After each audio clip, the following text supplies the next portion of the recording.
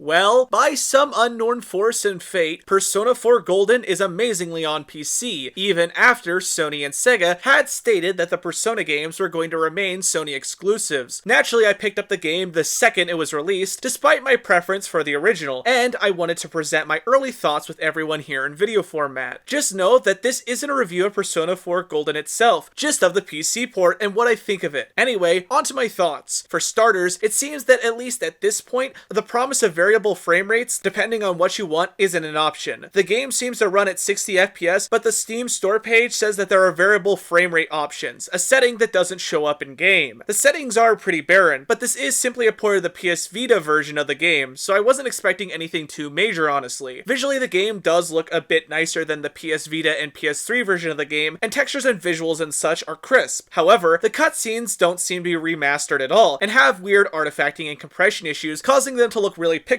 blurry, and unappealing. The game's animations and such are smooth, but for some odd reason, there seems to be frame hiccups upon entering battle. I smell two enemies! Beat them!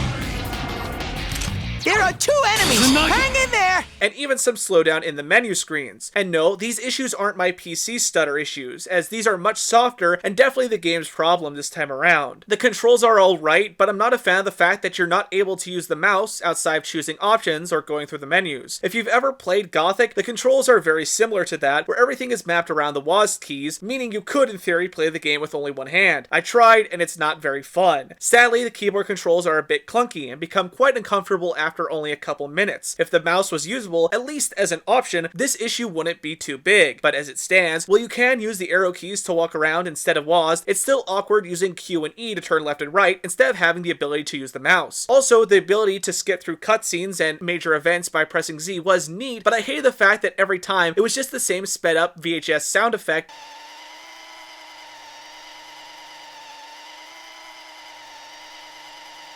that skip through the conversations automatically, which you could already do by holding shift.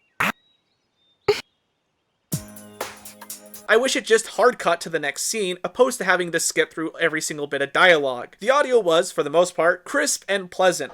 Alright, shut your traps!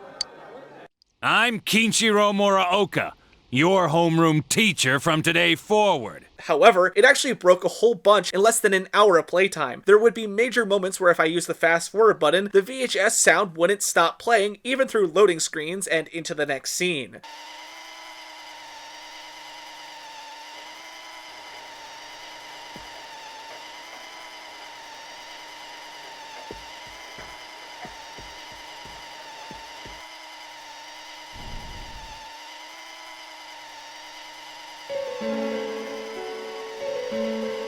What is this place? It looks just like the shopping district. What's going on here?